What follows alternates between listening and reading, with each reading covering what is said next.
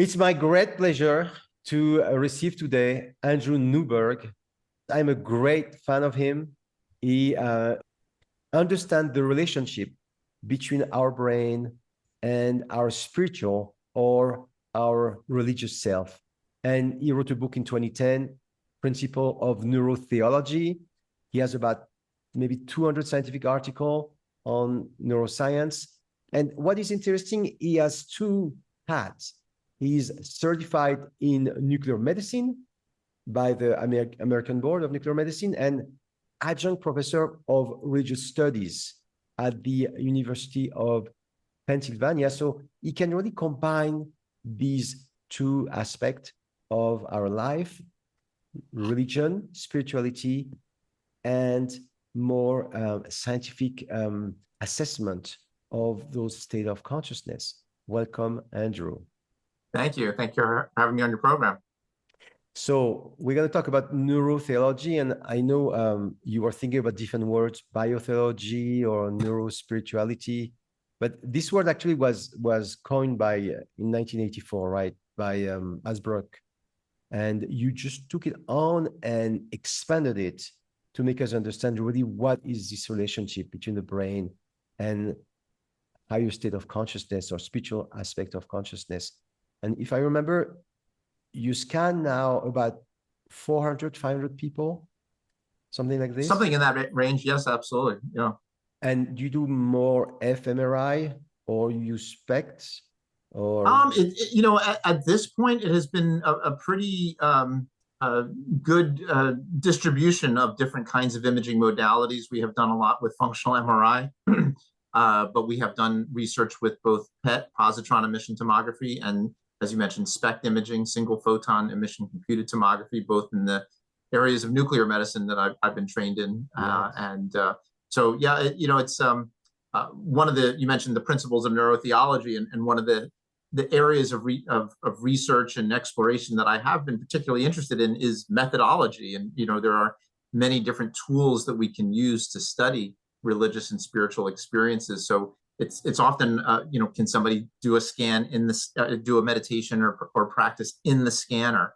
If they can, maybe we can do MRI. If they can't, maybe we can do something different. And we've explored other approaches as well, including EEG, electroencephalography, and other modalities. So that's part of what's exciting to me, which is trying to figure out the best way of trying to capture something, which is obviously very challenging to capture. So you started with Buddhist monks, Franciscan nuns doing prayers in, while they have been scanned. You scan Pentecostal, speaking in tongue, medium from Brazil, and I guess also atheists. So could you tell us what you found in the brain that light up during those practices? Well, I think, to just give a little historical background too, which kind of leads into that, you had mentioned that that this whole field of neurotheology goes back really a bunch of years. In fact, actually, the very first mention of the term is actually in a novel by Aldous Huxley in 1961 called The Island. And he talks about this futuristic society that's doing all this interesting stuff. And among that is neurotheology, but he doesn't really talk about it or define it. And as you mentioned, James Ashbrook was the one who really at least stated it or talked about it first in an academic setting. And then I was very fortunate over the last 30 years to be able to, as you mentioned, to study all these different practices and experiences that people have.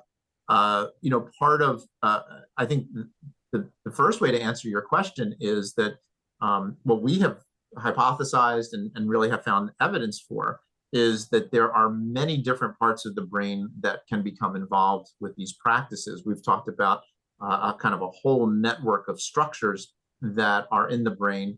And when you think about what is going on with these practices and with the experiences that people have, in many ways, it shouldn't be a surprise that there are a lot of different areas, because religion and spirituality can be so many different things to different people.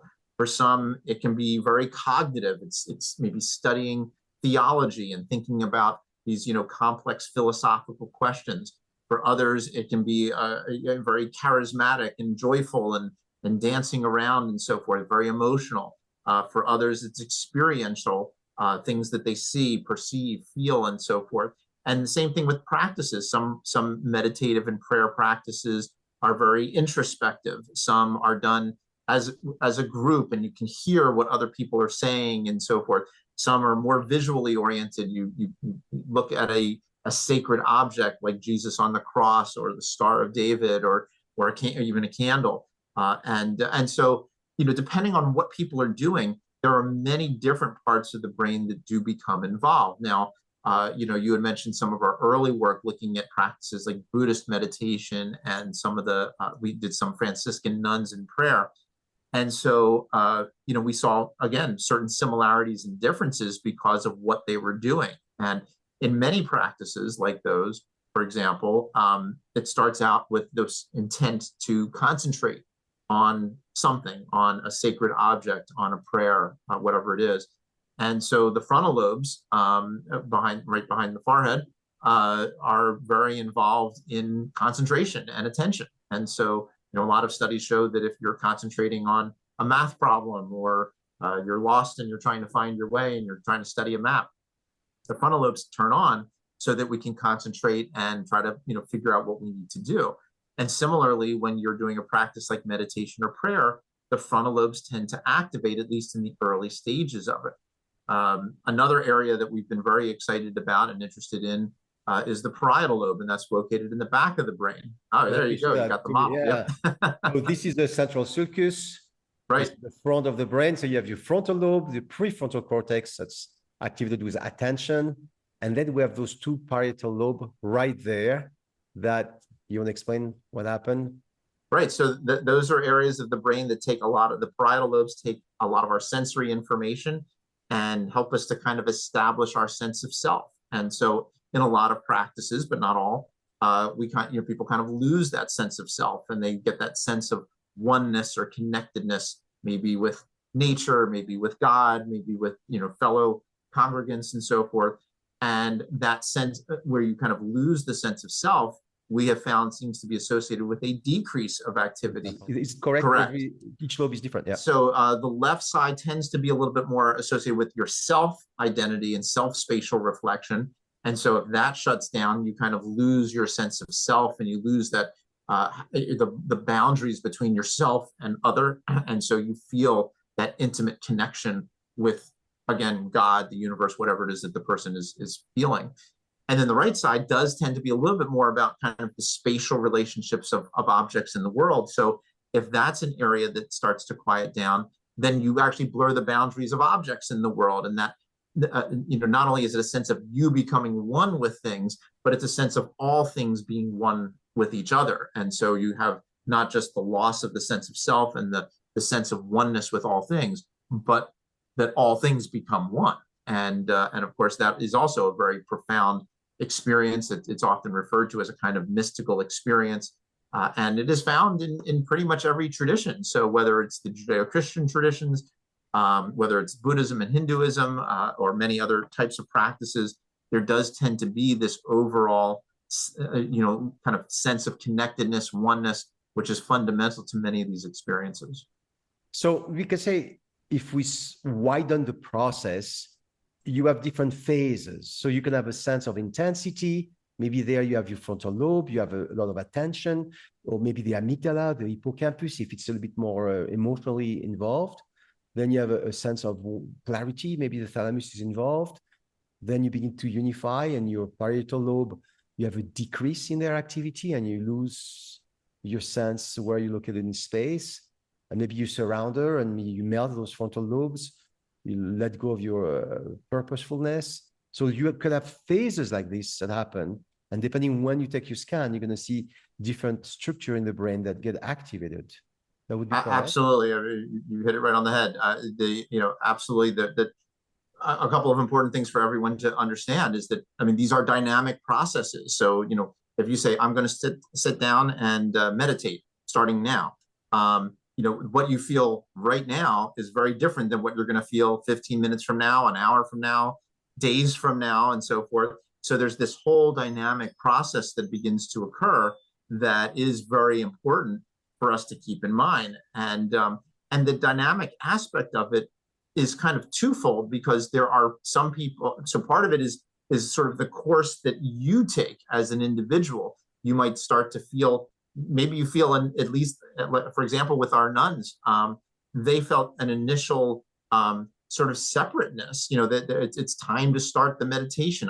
I am going to start my practice. So in the very earliest phases, maybe the frontal lobe and the parietal lobe both go up as you kind of connect and you identify God or the prayer or whatever that you are now going to be focusing on.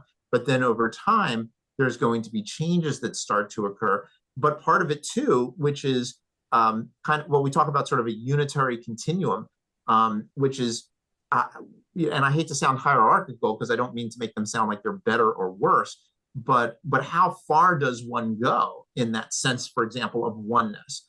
And we talk about this a lot in our early work up to the present day, where we can say, well, look, you might feel, just walking into a huge church or synagogue, you might feel a little something, so, and that could be a very profound experience for people, but you just feel that sense of connectedness, awe, maybe.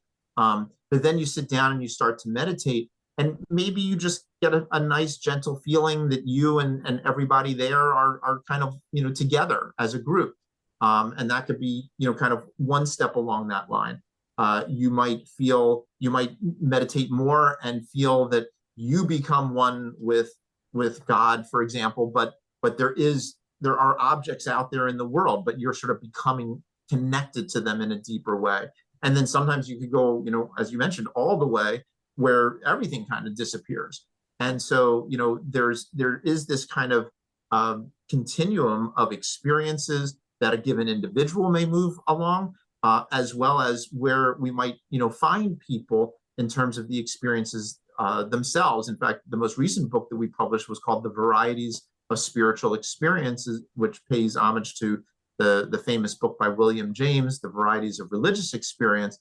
And part of what we talk about are these gradations of these elements. And you mentioned other ones, like the intensity of the experience. For some people, walking into a church or a synagogue can be very, a very powerful experience. But then somebody may have a mystical experience that takes it to a whole other level. So there's something within every one of us who has these kinds of experiences where it is recognized as being fundamentally different. There is a distinction between our everyday reality that we normally live within and this thing, which is now, we're now going to call mystical, spiritual, whatever it is that the person decides to call it. But in and of that in and of itself is quite a fascinating neurotheological question, which we have not, really unraveled yet, which is, exactly why or how does somebody identify that experience as being something that is fundamentally different? We talk about the intensity, the clarity of it, and so forth. But what about it really makes it feel that way and changes the way the person thinks? And that's what we're continuing to explore. That's fabulous. So what happens when somebody has a little enlightenment experience with a little E, something that is not changing your life forever, but like we call the Eureka moment? Do we have also the similar structure that light up? Well, yeah. So, in our book, How Enlightenment Changes Your Brain, we talk about, as you mentioned, the little E and the big E experiences. And part of why we do that is that pretty much everyone has had those little E moments where they're trying to solve some problem or they're struggling with some issue in their life, in their job, in their relationship. And then, suddenly, oh, I get it. I understand something differently now. And those little Eureka moments where you solve something that does seem to be associated with some of these same basic areas of the brain. There seems to be a reward system that's part of the dopamine areas, areas such as the basal ganglia, the nucleus accumbens, that kind of kicks in and gives you that little burst of, oh, that's good, I figured it out. But it's also associated with changes in the frontal lobe and the parietal lobe, and even how the hemispheres interact with each other, that they're able to kind of communicate with each other in ways that help you to resolve a problem that you have not been able to do before. Now, but that then contrasts, it changes the way you think about something, but it doesn't change the rest of your life. That's the big E moments where you have that experience where you're like, oh, now I get it in a completely different way. And that's not just that particular issue or problem, but I get my whole life is changed radically. And it can be your relationships, your job, how your beliefs about religion and spirituality, your morals, everything can change very radically in that short moment in time. But there's a relationship between them, and that helps us to kind of grasp them, especially for people who've had the little e experiences, and maybe still striving to get to those big E experiences. So, I think maybe 30 years ago, any guru or any spiritual experience, scientists would easily say, oh, that is just a temporal lobe epilepsy. They call that the Geschwin syndrome, the religious seizure. Sometimes it's called the Dostoevsky seizure, because you have hypergraphia, you begin to write a lot, and they say Dostoevsky used to have some of those seizures and even wrote about it a little bit. So I did that little interview with Nicolas Rouleau, who was a student of Pessinger, and they developed this, the God helmet, stimulating the temporal lobe to create a spiritual experience. And Nicolas believed that the brain is not creating consciousness or the experience, but receiving it. So you send a signal to the temporal lobe to kind of adjust the antenna to receive the spiritual experience. But what Nicolas said, he was outside the mic, was that some people are not sensitive enough, and putting the God helmet on their temporal lobe, the stimulation didn't do anything. And he assumed those would be the atheists and more people like that. Did you see some thing that didn't light up on working on atheist or agnostic people? So, I know we've studied some atheists doing different practices. The actual differentiation between religious believers and non-believers, or atheists and spiritual individuals, from my vantage point, is still something that people are working on. And part of the challenge, and this is sort of a larger challenge for all of science and neuroscience in particular, is that the way we would study it is to say, well, let's take 100 atheists and 100 religious people and see what the differences are. And let's say we find that atheists tend to have higher frontal lobe activity than the religious people. Okay, but there are religious people who have higher frontal lobe than some of the atheists. So when you look at it as a group, you might say, oh, here's a difference. But then it becomes more challenging to explain it on an individual basis level. And in fact, I actually do think it's probably a multifactorial process, because part of it has to do with how we see things analytically and how much we are willing to question versus accept. There are aspects that have to do with whether we're able to see patterns in the world differently than other people. And some people are able to see patterns in dots and images more easily than other people. It may have something to do with the emotional content and how emotional we are able to react to certain things. And so it may be some combination, just like we were saying at the beginning, that there's lots of different parts of the brain that are involved. It probably is a little bit more complex than sort of one area or the other. But I do agree with the idea that, first of all, we know that the temporal lobes, which is an area we haven't talked about just yet, are also very relevant. And the temporal lobes house the limbic system, the amygdala, and the hippocampus. Stimulation of them, either electrically or with some of the work from Persinger, suggests that it can help to induce elements of spiritual experiences in people. But again, it's how that's also ultimately connected to everything else. So, the fact that you might stimulate the temporal lobe and feel a little presence, which is, I think, one of the key findings that they had, that may be interesting and helpful. But does it connect with the parietal lobe? Does it connect with our memories? Are we just kind of feeling a little like something's going on? Or are we actually having a full-blown spiritual experience that God is in the room with me or something like that? And conversely, and we may get into this too, but a lot of the research today looking at psychedelic experiences, we know that they have a very profound effect on a number of different areas of the brain and specific neurotransmitters. And so, again, we can kind of think about how the brain can get into states that it enables it to have these experiences. And I appreciate what you were also saying about, is it generating the experience? That's certainly one answer. And some people go down that path. Is it making the brain sensitive to those experiences and to what's out there in the world? That's another idea about things. So, you get to the sort of the what I find, the more fascinating epistemological questions about kind of the true nature of reality and what the brain is actually doing and how it engages that reality. These are really fascinating and fun questions to try to address.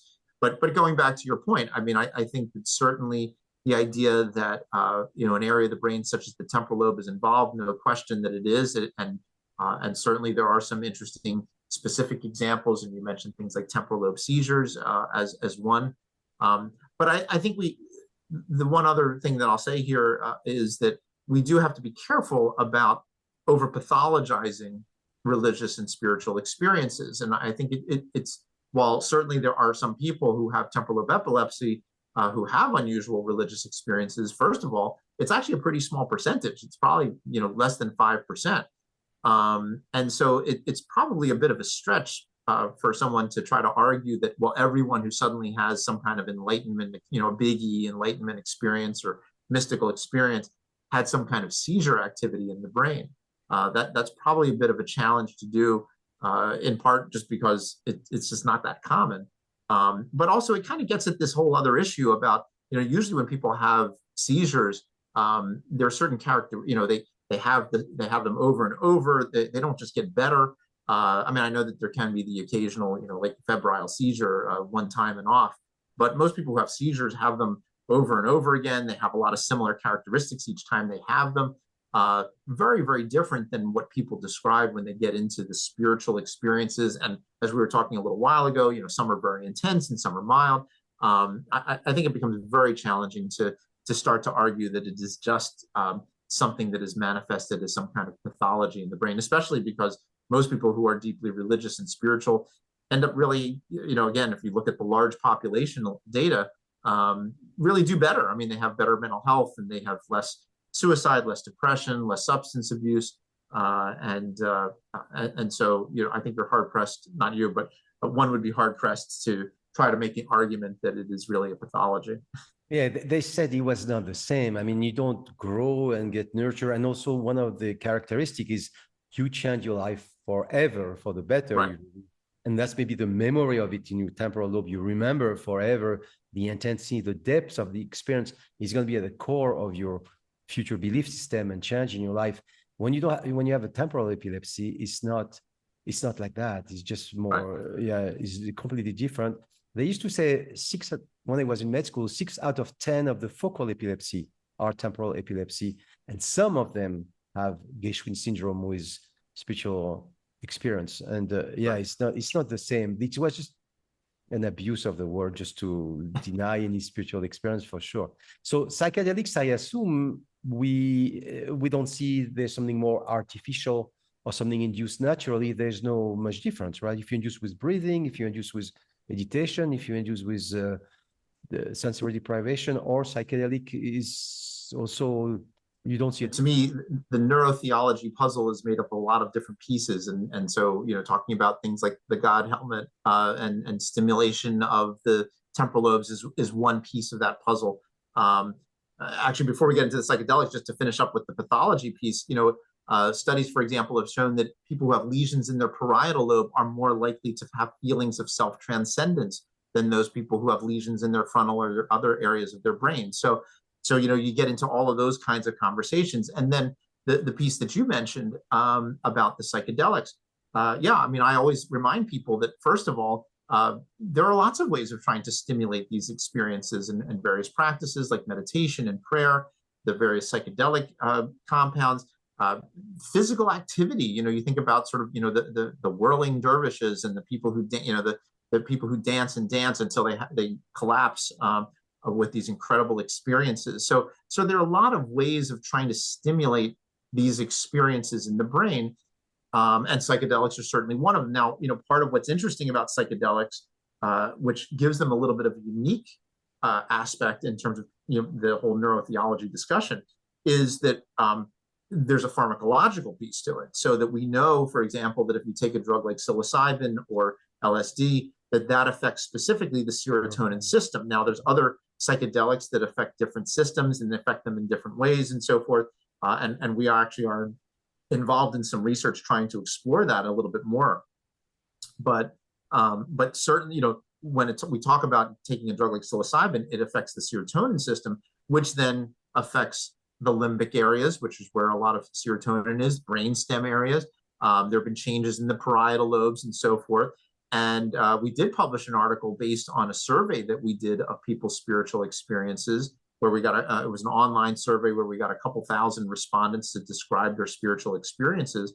And part of what we found was that those people who had experiences under the influence of a psychedelic compound were every bit as spiritual and had a lot of similar descriptors as those people who had the, quote unquote, more natural types of spiritual experiences. So I think that there's definitely, it's a whole rich area for us to explore, to try to understand, but it's also another piece of that puzzle. And, like all of these would sort of imply then that if you just meditate or pray and you have a spiritual experience, well, you're probably turning on your temporal lobe areas. Maybe you're affecting your serotonin system. And then ultimately you're having these experiences. But again, it still gets back to the larger question of, well, did the brain just create that experience for you, or was it somehow receiving it? Was it looking at the world in a way that, perceiving the world in a way that it hadn't before?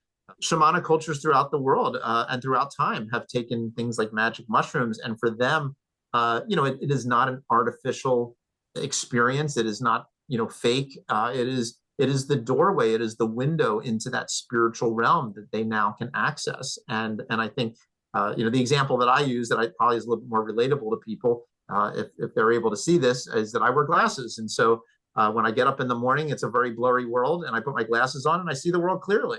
I don't think that the world suddenly became clear. I feel like, I did something to my brain to enable me to see the world in a clearer way. And so maybe psychedelics and meditation practices are ways of just kind of getting the brain into a state and an experience that enables us to see the world in different ways. And, another interesting kind of, again, relatable example would be like listening to music. I mean, you can train yourself to listen to music and to listen to the key changes and the rhythm changes and when the drums come in and when and certainly most concert musicians, concert pianists and violinists and so forth, they hear music in a completely different way than the rest of us do. When I go to a concert, I just hear pretty music, but they're catching all the key changes and all this. So, they've trained their brain to see the world differently than I do. I may appreciate it just as much as they do, but they may appreciate it on a different kind of level or in different ways. And I think spirituality is in much the same way. For some people, it's deeply emotional, and some people it's cognitive. And so again, there's not just one way to experience this thing that we call spiritual. So what's interesting is we can use serotonin pathways with this drug, dopamine pathways with that drug. We can use breathing. We can use, lack of sleep or sensory deprivation. So we have different way to go to a certain place, and we have different experience because, different, but at the end, everyone, will say, I am having a spiritual experience. Right. So even though there's different entrance to it and even different experience, we still unify it and say, well, this is a spiritual experience. This is listening to music. And this is having a Eureka moment. So there's something that we recognize as having a unified experience, a spiritual experience, either a common denominator in all those experiences, or we cannot find that. Well, I think we're still trying to understand it. You had mentioned earlier on some of these core characteristics, the sense of unity, which we've been discussing, the sense of clarity, the intensity of the experience. And it is interesting because, music can become a spiritual experience. So, at what point when you're listening to a Mozart concerto, do you get those chills and like, boom, you just go to this different level? The challenge, of course, is that we never really know when the experience will occur. Yes. And no matter how much I can get somebody into a lab and say, now you will meditate, now you will start to, have these experiences. They're really never predictable or fully predictable. And part of the challenge is that, depending on, again, their dynamic processes. So as somebody starts a meditation practice, maybe 45 minutes in, they have a spiritual experience, maybe an hour in, it stops, maybe an hour and 15 minutes, they have another one, So And the problem is we can't keep tapping people on the shoulder and saying, are you having that experience now? Psychedelics may offer a more interesting opportunity because, at least with the pharmacology, they have a kind of pharmacokinetics, and a person will start to have this experience in a half hour, in 20 minutes, whatever it is. But even then, there's a real, this is one of the true sort of neurotheological challenges, which is combining the phenomenological and when the phenomenology is happening with what you're looking at objectively on the brain scan. And so, we have some ideas. We think, as you mentioned, that it's probably something to do with these shifts of change, the drop of activity in the parietal lobe. One of the arguments that I made in one of our recent books, in the Rabbi's Brain book, and in some of my more recent books on neurotheology, about the frontal lobe. And one of the things that I talked about is that, well, we know that early in a meditation practice, you ratchet the frontal lobe activity up because you're concentrating. We talked about that earlier. What's interesting is that when you have a very profound spiritual experience, one of the other elements is this sense of surrender, that you sort of feel that you're not the one making it happen, that it's something that's happening to you. We've seen this with Pentecostal Christians. We've seen this with Islamic prayer practices, where that sense of surrender, that, again, it's just happening to you, and a very core element of these experiences. When that happens, the frontal lobe seems to go down, and it's associated with flow experiences. And so there's this drop of frontal lobe activity. And that's part of why I think meditation works so well, is that, and the analogy that I use is that if you think about like a step ladder, if you walk up 1 or 2 steps and jump down, not much happens to you. If you climb up 10 feet and jump down, you're going to feel something. And if you climb up 10 feet and then you jump down into, let's say, a swimming pool, which has been emptied, 10 feet deep, now you're falling 20 feet. Something really substantial is going to happen to you. So it may actually not even be where your brain is at a given moment, but the shift that occurs. I've been working with this hypothesis that the answer to your question may be the shifts that occur in the brain, and that when there is this dynamic change, either higher or lower, and I think in most cases it's going to be lower, these substantial drops, that's when you actually start to say, oh, that was something different. That was something unique. And I think the spiritual, as a general sense, it's the intensity. It's something very powerful. It is that sense of sort of connecting with something more than just the everyday world, that you kind of get to something different. And it is usually that sense of intensity, clarity, unity, that is just different than what we experience when we're just kind of walking around the everyday, in our everyday life. So we can say there's a spectrum from the small E, the small enlightenment experience, to the big, the larger, amazing enlightenment experience. So we have a spectrum. So we don't know exactly when we enter just a Eureka moment, or really a spiritual experience that is going to change your life forever. But so we can say, I think most spiritual experience, you have a sense of intensity and presence, with a feeling of clarity. Not every spiritual experience you have the sense of unity with everything. So I don't know if you all have your parietal lobe involved. Surrounder, not everybody has surrounder. They could be still very present and duality a little bit. If you take the hypothesis that the brain is receiving, so you resynchronize your neurons to receive a certain experience. Most scientists for the last 20 years thought the brain is creating those experiences, but if you take the hypothesis you're receiving them and synchronize with it, something happened in the brain, and maybe that's what you need to check with the EEG. That's why what did you find with EEG when we got those spiritual experience compared to just the fMRI or the SPECT? I actually have not done a lot of specific EEG work when it comes to these practices. But the data is very interesting, and again, another important piece of the overall puzzle, because people have found complex changes going on, as you're talking about different levels of synchrony and asynchrony, changes in different bands of the EEG, like the delta and theta bands. And so, from my own personal perspective, I guess a little bit like the imaging, I don't think there's one characteristic that that identifies the spiritual state, but there are these shifts that are occurring, and when you see those shifts, that seems to be what's associated with these experiences. But again, it's hard when you're watching the shift occur. You can't ask the person what they're feeling right then, and so it's a little hard to know when exactly did it happen. Did it happen when you got there? Did it happen on the way? These will be. I think there will be ways of trying to design studies to answer those questions, and as with any field, neurotheology is still very nascent in terms of its development. The early studies, some of what we've been talking about, studies of different practices and using some basic brain imaging. When we first published our first data on the Buddhist and the nuns, there was like one or two other articles out there. Now there's hundreds of articles with brain imaging, looking at different meditation practices and mindfulness and all these different things.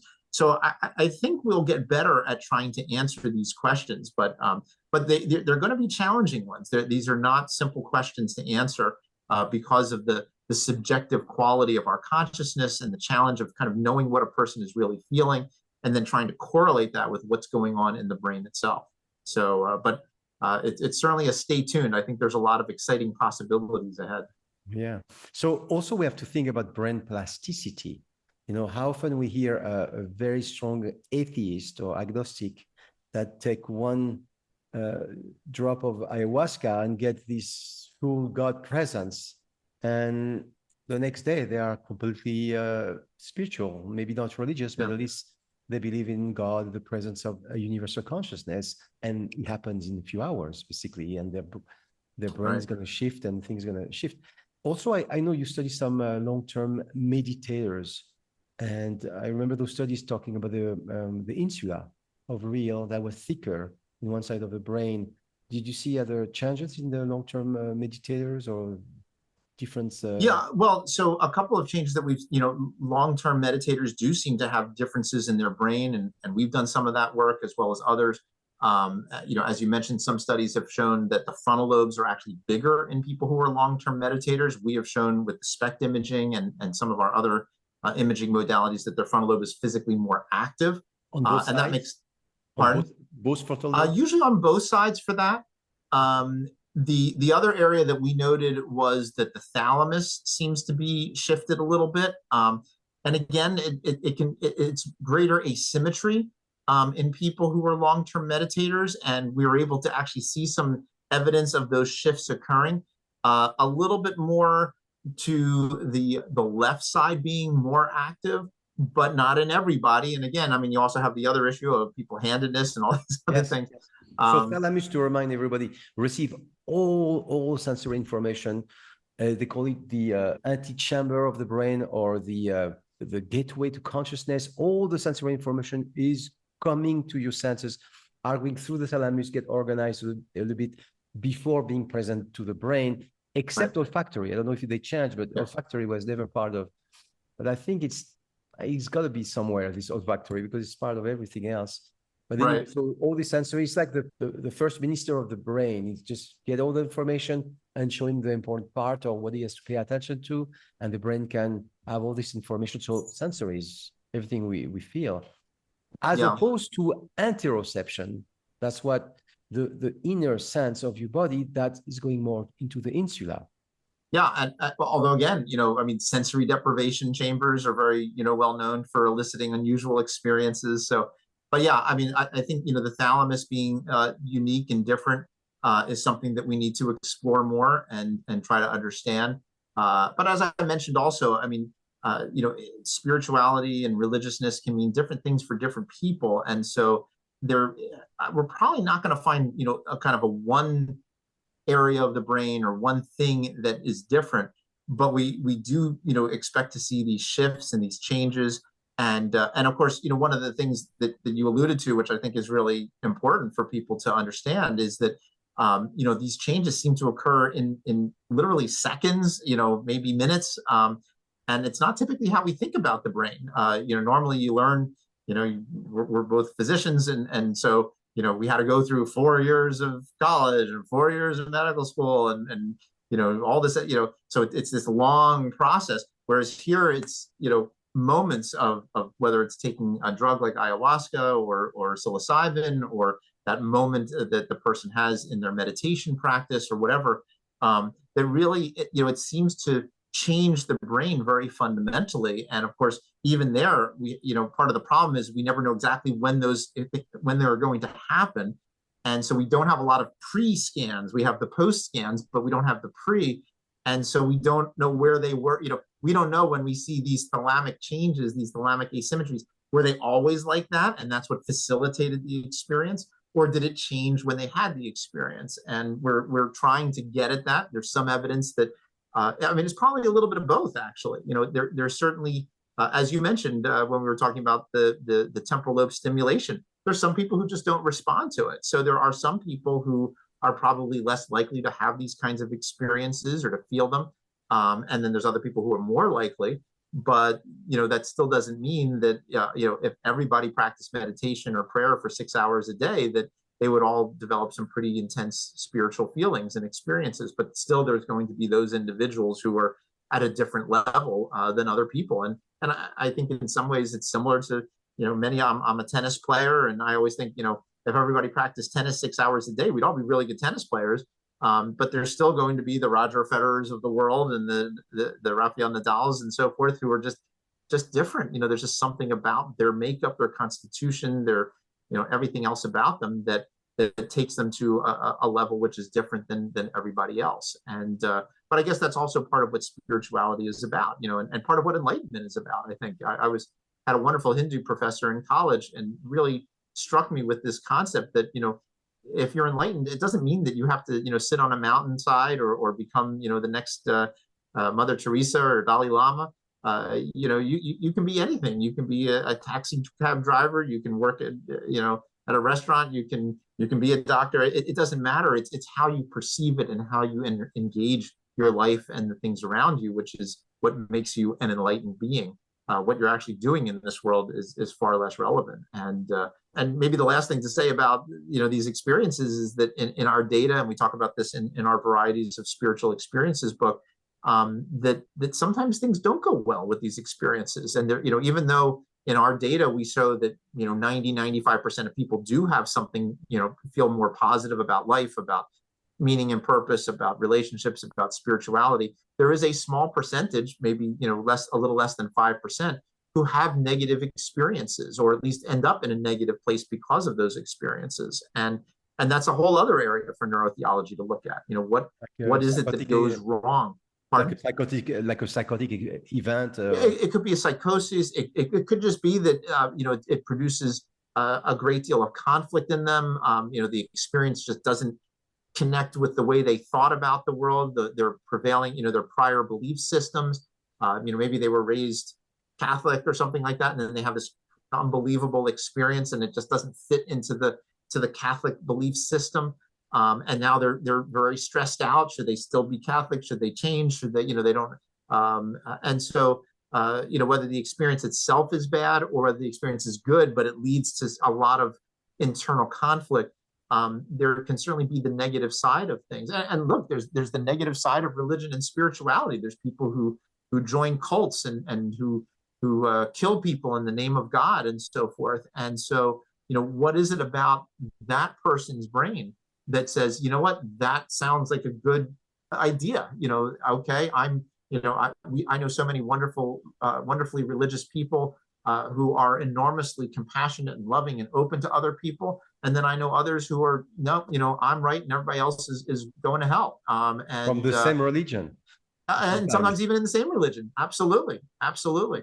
So, and in fact, going back to that sense of connectedness that we talked about in that continuum, I think a lot of it has to do with what you feel connected to. And if you feel just connected to your group or your belief system, then everything outside of that is really considered to be unreal, evil, whatever terms a person may want to take.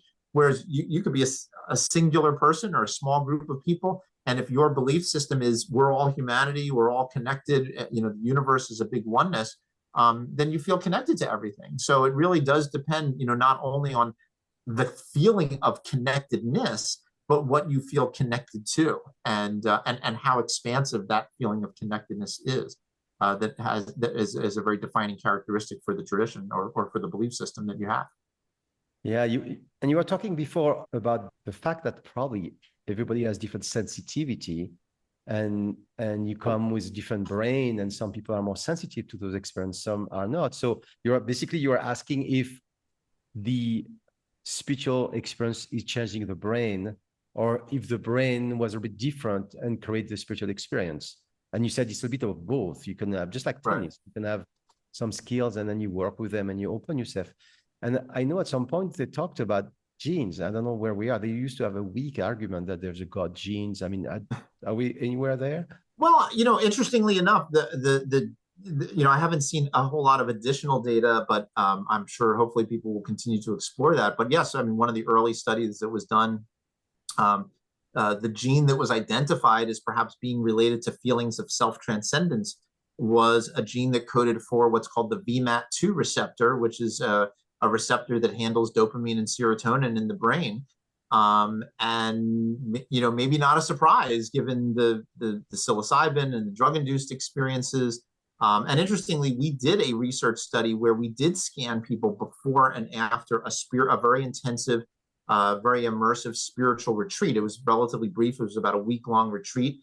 And what we found was that the brain became, because of doing all these practices, the brain became sensitized to the effects of serotonin and dopamine. So yeah, I think that there probably are certain genetic predispositions as well.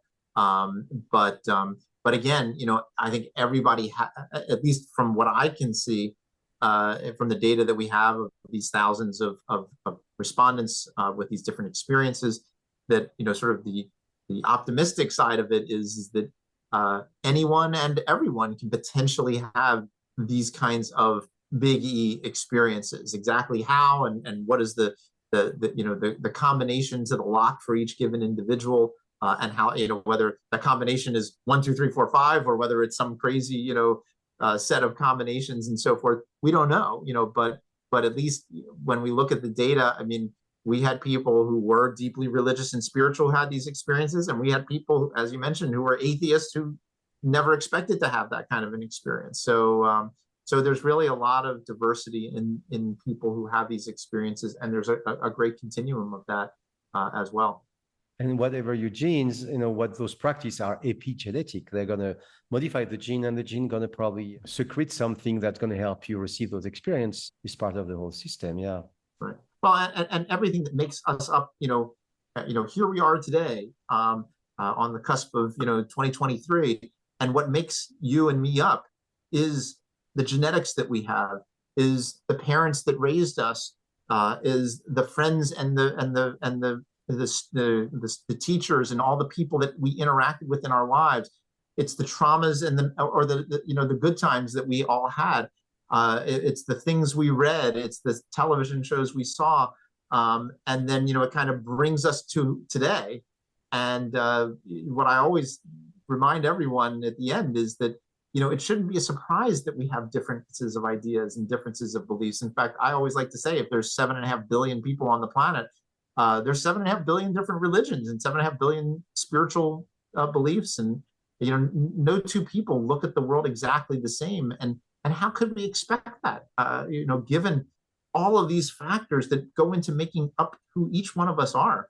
And to me, I mean, one of the things that I really hope is kind of an outgrowth of what neurotheology shows us is this sense of understanding and compassion for people who have different ideas and different beliefs than what we do, and whether it's different religious traditions, whether it's atheists versus religious, whatever it is. I hope that we just get to understand each other a little bit more, and that to me is certainly one of the idealistic goals I always have of what we do in this whole field. Perfect. Thank you, Andrew, for doing all those studies and bringing us to more compassion and more gratitude for all the people that work around, and more understanding of each other. I love it. We'll continue to follow up with your studies. Thank you so much for this conversation. Thank you. Look forward to being back.